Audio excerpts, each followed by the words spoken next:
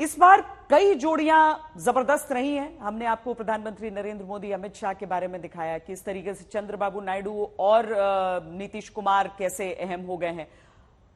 अब पहाड़ की जोड़ी हिमाचल प्रदेश और उत्तराखंड यानी दो पहाड़ी राज्य, दोनों जगह बीजेपी ने क्लीन स्वीप किया। मध्य प्रदेश और गुजरात यानी उन दो राज्यों की जोड़ी जिन्हें संघ बीजेपी की प्रयोगशाला कहा जाता रहा है, वहां इस बार अलग एक रूपता दिखी। पिछली बार एमपी में एक सीट कम बीजेपी पाई थी, गुजरात में सारी जीती। इस बार गुजरात में एक सीट पर कांग्रेस जीती और मध्य प्रदेश में कमलनाथ तक की सीट पर उनके बेटे हार गए हैं। क्लीन स्वीप बीजेपी ने किया है। इन सब के बीच उत्तर प्रदेश का चुनाव दिलचस्प हुआ, जहां 7 साल बाद फिर यूपी के दो लड़कों की सियासी जोड़ी ने बड़ा उलटफेर कर दिया।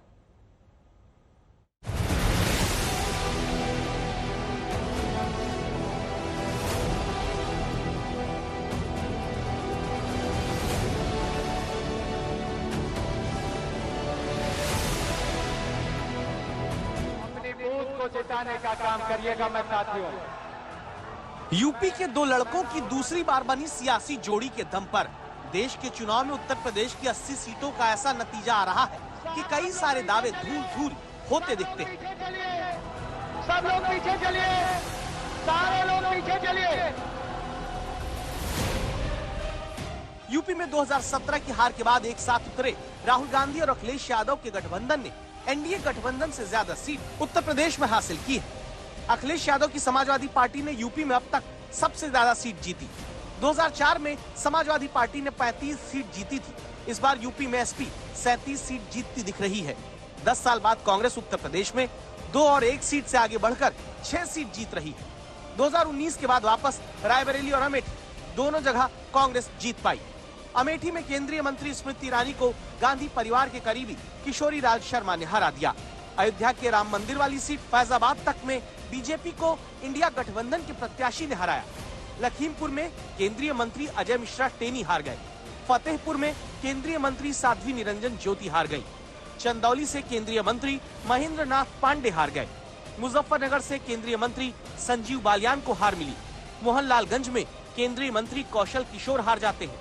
जालौन से केंद्रीय मंत्री भानु प्रताप सिंह को इंडिया गठबंधन ने हरा दिया। हिंदुस्तान की राजनीति समझकर, कॉन्स्टिट्यूशन पर खतरा समझकर उत्तर प्रदेश ने कॉन्स्टिट्यूशन की रक्षा की है और मैं सब स्टेट्स का धन्यवाद करना चाहता हूं, मगर उत्तर प्रदेश को मैं स्पेशल कहना चाहता हूं। आपने कांग्रेस पार्टी का, इंडिया गठबंधन का समर्थन किया, बहुत बहुत धन्यवाद। राहुल और अखिलेश यादव की जोड़ी उत्तर प्रदेश में एक बार लगभग टूट सी गई थी, लेकिन फिर ऐसी बनी कि रैलियों में बम पर भीड़ आने लगी। ऐसी भीड़ की एक जगह रैली तक नहीं हो पाई। तब ये वीडियो राहुल और अखिलेश ने मिलकर बनाया। यहाँ पे हमारा माइक खराब हो गया और पब्लिक मीटिंग करना मुश्किल है। जी बिल्कुल ठीक बात है। तो मैंने सोचा कि हम थोड़ा यूपी के बारे में बातचीत कर लें और आप अपना पर्सपेक्टिव हमें बताइए, हम आपको अपना पर्सपेक्टिव बताते हैं, थोड़ी डिस्कशन करते हैं। और ठीक बात है। मैं समझता हूँ कि जब माइक खराब हो गया, हम दोनों बात करेंगे, वो रिकॉर्ड होकर के जाएगी तो लोग बेहतर और अच्छा समझेंगे और अच्छा रिजल्ट आएगा। 2014 से लेकर राहुल गांधी हो या अखिलेश यादव, दोनों एक बार साथ में और 3 बार अलग अलग बीजेपी के खिलाफ लड़कर बुरी तरह उत्तर प्रदेश में हारे। यूपी में लोकसभा सीट के आधार पर देखें तो कांग्रेस 1 सीट पर और विधानसभा में 2 सीट पर सिमटी हुई थी, लेकिन अब अखिलेश के साथ गठबंधन करके लोकसभा में यूपी के भीतर 6 सीट कांग्रेस जीत rही है। तो इसकी वजह वोट का दोनों दलों के बीच ठीक से ट्रांसफर हो जाना है। राहुल गांधी जी का नेतृत्व और स्टेट, चाहे ममता बनर्जी हो, यहाँ उद्धव ठाकरे जी हो, शरद पवार साहब है, अखिलेश यादव जी, तेजस्वी, सभी ने जी जान से मेहनत की और ये जो अहंकार है मोदी और शाह जी का, उनको खत्म कर दिया है।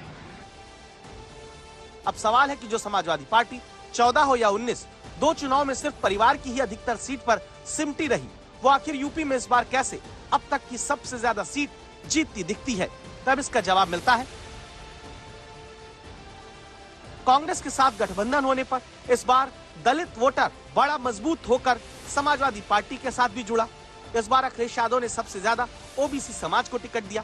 5 यादव को अगर टिकट समाजवादी पार्टी ने दिया तो सबसे ज्यादा 27 गैर यादव ओबीसी को उतारा, 15 दलितों को टिकट दिया, दलित उम्मीदवार को गैर आरक्षित सीट तक से उतारा।